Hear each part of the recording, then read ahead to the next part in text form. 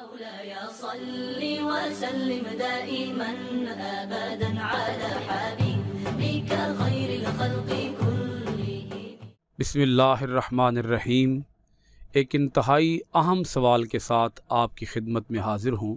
سوال یہ ہے کہ اگر کوئی آدمی فوت ہو جائے اور اس کے ذمے کچھ قضا نمازیں ہوں تو ان قضا نمازوں کا کیا حکم ہوگا؟ جیسا کہ آپ حضرات یہ بات جانتے ہوں گے کہ اسلام نے روزے کا فدیہ بیان کیا ہے۔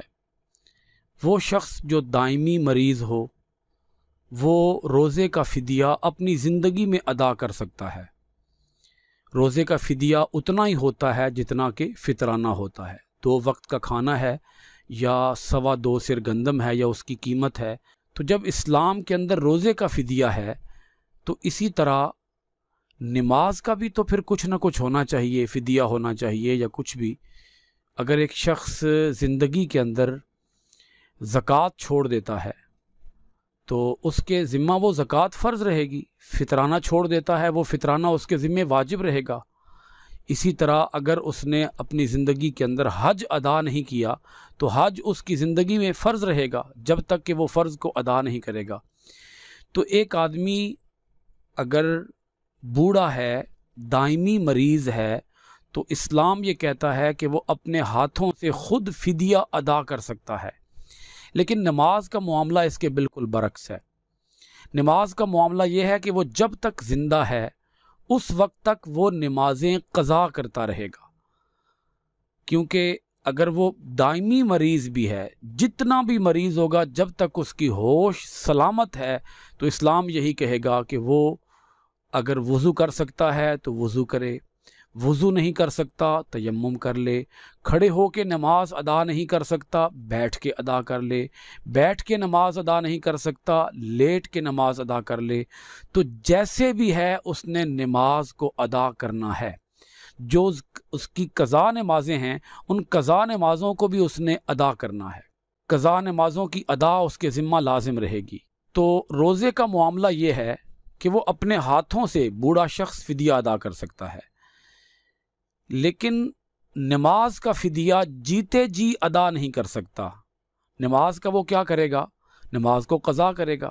اب ایک شخص ہے وہ فوت ہو گیا ہے اور اس کے ذمے کچھ قضا نمازیں بھی تھیں، کچھ روزے بھی تھے جن کا فدیہ ابھی اس نے دینا تھا، یا اس کے ذمے زکوٰۃ ہے یا اس کے ذمے حج ہے۔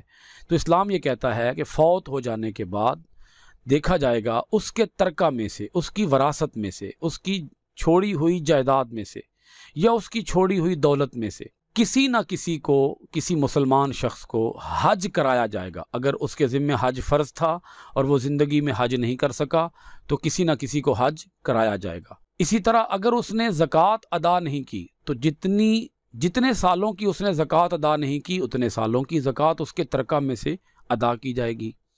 جتنے روزوں کا فدیہ اس نے ادا نہیں کیا اتنے روزوں کا فدیہ اس کے ترکہ میں سے ادا کیا جائے گا۔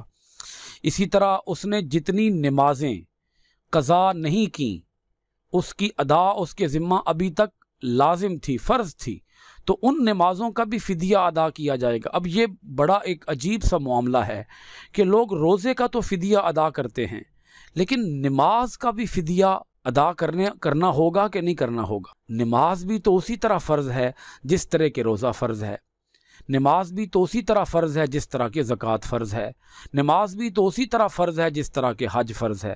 تو جب حج نہ ہونے کی صورت میں حج بدل ہے، زکوٰۃ ادا نہ ہونے کی صورت میں زکوٰۃ کی ادائیگی ہے، روزوں کا فدیہ ادا نہ ہونے کی صورت میں روزوں کا فدیہ ادا کیا جائے گا۔ میں کسی آدمی کے فوت ہونے کے بعد کی بات کر رہا ہوں، وہ اس کے ترکہ میں سے ادا کیا جائے گا۔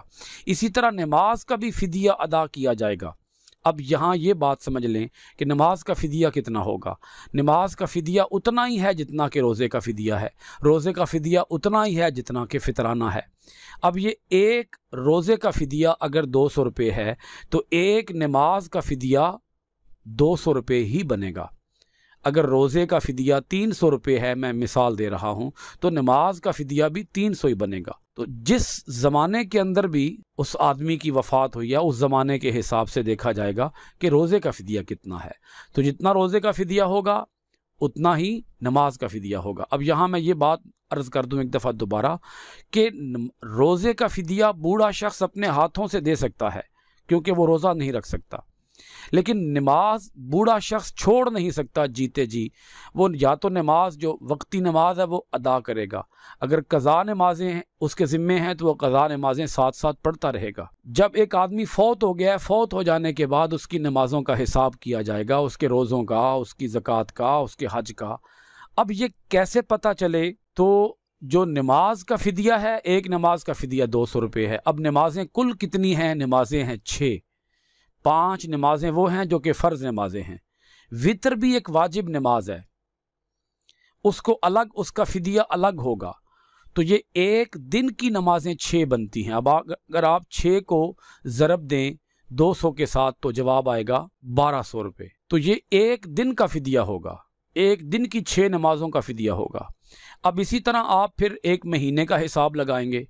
मसलन आप 1200 आया तो 1200 को आप ज़रब देंगे 30 के साथ, 30 के साथ। फिर जितनी आपके पास अमाउंट आएगी उस अमाउंट को आप ज़रब देंगे 12 के साथ, क्योंकि एक साल के अंदर 12 महीने होते हैं।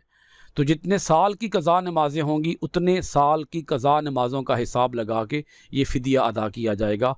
तरके का भी यहाँ, वरासत का भी यहाँ एक मसला ज़हन नशीन फरमा लीजिए कि वरासत की तकसीम बाद में होगी। औलाद के अंदर जो वरासत की तकसीम होती है वो बाद में होगी।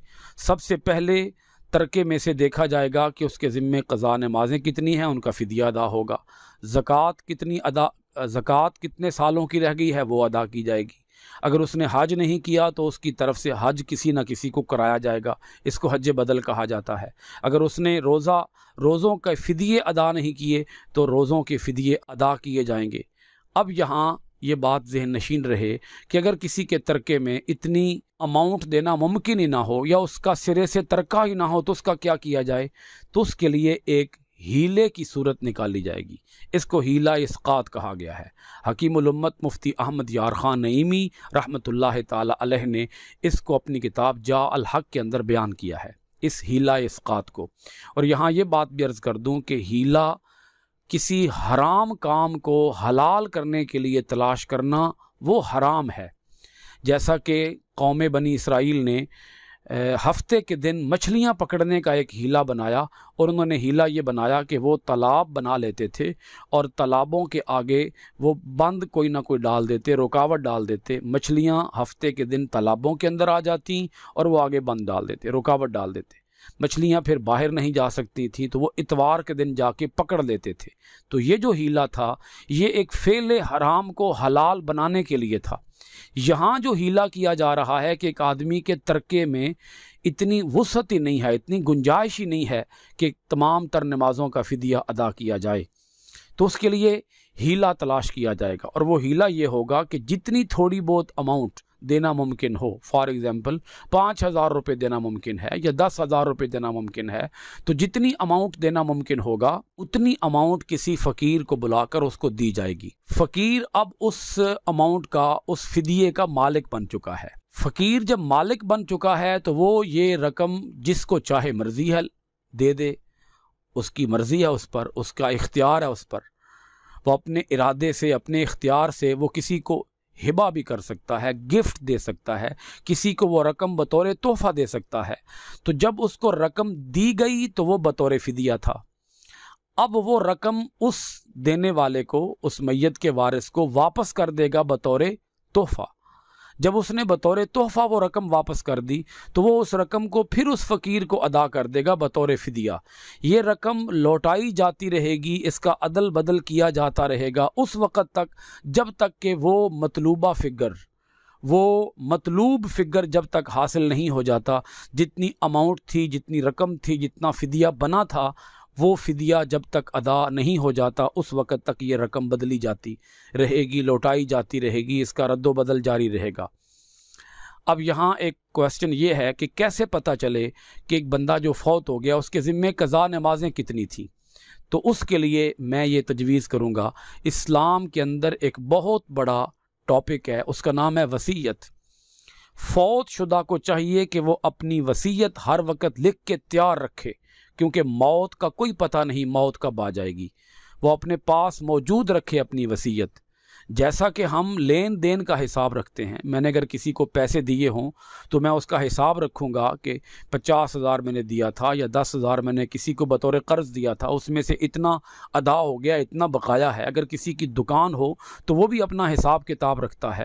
اگر ہم نے کوئی دودھ دہی کا کاروبار چلانا ہو تو اس کا بھی حساب رکھا جاتا ہے۔ تو بھئی جب ہر چیز کا حساب رکھا جاتا ہے تو ایسے ہی ہم اپنی نمازوں کا بھی حساب رکھیں گے۔ اگر میرا مکان کرائے پر ہے تو میں کرائے کا بھی حساب رکھتا ہوں، لینے والا حساب رکھتا ہے، دینے والا حساب رکھتا ہے۔ اگر کہیں کمیٹی ڈالی ہوئی ہو تو اس کمیٹی کا حساب رکھا جاتا ہے کہ یہ کمیٹی اتنی ادا ہو گئی ہے، اس مہینے کی ادا ہو گئی ہے۔ تو جب ہر چیز کا ہم حساب رکھتے ہیں تو آیا نماز کا حساب نہیں رکھا جائے گا؟ روزوں کے فدیے کا حساب نہیں رکھا جائے گا؟ زکوٰۃ کا حساب نہیں رکھا جائے گا؟ یہ فرائض ہیں، اسلام کے ارکان ہیں۔ حج کا حساب نہیں رکھا جائے گا؟ اسے وصیت لکھ کے رکھنی چاہیے ہر وقت اپنے پاس اپنی ڈائری پر کہ اتنی میری قضا نمازیں تھیں، مثلا میں اتنی عمر میں بالغ ہوا تھا اور بالغ ہونے کے بعد میری آج اتنی ایج ہے، اس ایج کے مطابق اتنے سالوں کی نمازیں میں نے ادا کی ہوئی ہیں، وقت پر ادا کی ہیں، اتنے سالوں کی نمازیں میرے ذمے قضا تھیں، ان قضا نمازوں میں سے میں اتنی پڑھ چکا ہوں اور اتنی میرے ذمے باقی ہیں۔ وہ روز کا حساب کرتا رہے، اور جب اس کی وفات ہو تو اس کی جو اولاد ہے، اس کے جو ورثاء ہیں، وہ اس کی ڈائری اٹھائیں، اس کی وہ کاپی اٹھائیں اور اس میں سے اندازہ لگا لیں، حساب لگا لیں کہ اس کے ذمے قضا نمازیں کتنی تھیں، روزوں کے فدیے باقی کتنے رہ گئے ہیں، زکوٰۃ اس نے کتنے سالوں کی ادا کی ہے، کتنی ادا کی ہے، کتنی اس کے ذمے باقی ہے، فطرانے ماہ رمضان کے کتنے سالوں کی اس نے ادا کر دی ہیں، کتنے سالوں کے بقایا ہیں۔ تو یہ سارا حساب کتاب اسے اپنے پاس لکھ کے رکھنا چاہیے۔ جب اس کی وفات ہو تو وفات کے بعد اس کے جو ورثاء ہیں وہ اس کو ڈائری کو اٹھائیں گے اور اس کی نمازوں کا حساب لگا لیں گے۔ اب یہاں یہ بھی عرض کر دوں، ہو سکتا ہے کہ بعض لوگ اس کو مذاق کہہ دیں کہ یہ تو دین کا ایک مذاق ہے، تو اس کا میں آنسر یہ دوں گا کہ نمازیں چھوڑنا کیا مذاق نہیں ہے؟ ایک شخص نے نمازوں کو کوئی اہمیت نہیں دی زندگی کے اندر، نہ حساب رکھا، نہ کوئی اس نے ریکارڈ تیار کیا، کیا یہ مذاق نہیں ہے دین کے ساتھ؟ کیا یہ دین کے ساتھ کھلواڑ نہیں ہے؟ یہ تو ایک آدمی اگر قضا نمازوں کا حساب رکھتا رہا ہے، اس کا مطلب یہ ہے اس کو نمازوں کی فکر تھی۔ جس کو نمازوں کی فکر ہوتی ہے وہ تو نماز چھوڑتا ہی نہیں ہے۔ یہ کیسے ممکن ہے کہ ایک شخص کو نماز روزے کی فکر ہو اور وہ ان کو چھوڑ دے؟ اپنی آخرت کے لیے وہ کوئی سامان تیار نہ کرے، اپنی آخرت کی فکر نہ کرے، اللہ کے عذاب سے نہ ڈرے، یہ کیسے ممکن ہے؟ تو جس شخص کے اندر خوف خدا ہوگا وہ اپنی نمازوں کا حساب رکھے گا۔ ورثاء جو ہوں گے ان کے لیے میں یہ بھی ایک تجویز دوں گا کہ وہ جب فدیہ ادا کریں وہ پورے کا پورا ادا کر دیں، جتنی نمازیں رہ گئی ہیں ان کا فدیہ ادا کر دیں، یا وہ جس طرح کے میں نے تجویز دی، ایک ہیلے کی صورت آپ کو بنا کر بتائی کہ وہ رقم کو لوٹایا جاتا رہے گا، اگر اس صورت میں ادا کی، دونوں صورتوں میں فدیہ ادا کرنے کے بعد اللہ کے حضور جو ورثاء ہوں گے وہ دعا کریں گے۔ دعا یہ کریں گے کہ اے باری تعالیٰ، جو بندہ اس دنیا سے چلا گیا ہے اس کی اتنی نمازیں باقی تھیں، ہم نے ان کی اس نمازوں کا فدیہ ادا کر دیا ہے، حسب طاقت، حسب استطاعت، حسب توفیق ہم نے فدیہ ادا کر دیا ہے۔ اے مولا، اب تو اسے عذاب سے بچا لینا، اب تو اس کی بخشش فرما دینا۔ یہ ہے بخشش کی دعا کی یہی صورت، حقیقی صورت، اصل صورت یہ ہے کسی کے لیے بخشش کی دعا کرنا کہ آیا اس کے ذمہ جو فرائض تھے وہ فرائض ادا کیے گئے یا نہیں کیے گئے۔ اب دیکھیں، اگر ایک آدمی فوت ہو گیا، اس کے ذمے زکوٰۃ تھی، وہ زکوٰۃ تو ہم نے دی نہیں، ورثاء نے وہ زکوٰۃ تو دی نہیں۔ حج اس کے ذمے تھا، وہ حج تو اس کی طرف سے کسی کو کرایا نہیں۔ روزوں کے فدیے اس کے ذمے باقی تھے، وہ روزوں کے فدیے تو ادا کیے نہیں۔ نمازیں اس کے ذمہ باقی تھیں، وہ نمازوں کے فدیے تو ادا کیے نہیں، اور دعا کیے جا رہے ہیں مولا اس کی بخشش کرنا، مولا اسے معاف فرما دینا۔ یہ دعا ایسے ہی ہوگی کہ جیسے کوئی کسان زمین کے اندر بیج کاشت کیے بغیر یہ دعا کرتا رہے کہ مولا تو پھل دے دینا، مولا تو فصل دے دینا، اے مولا تو سبزیاں عطا کر دینا، غلہ عطا کر دینا، اناج عطا کر دینا۔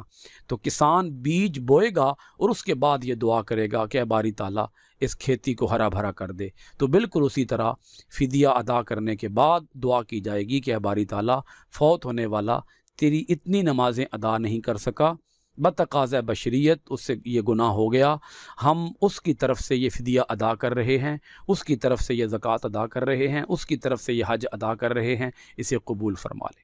اللہ تعالی ہم سب کو صحیح معنوں میں اسلام کے پانچوں جو ارکان ہیں ان کی ادائیگی کی توفیق عطا فرمائے۔ بہت شکریہ۔ السلام علیکم ورحمۃ اللہ وبرکاتہ۔ مولاي صل وسلم دائما أبدا على حبيبك خير الخلق كلهم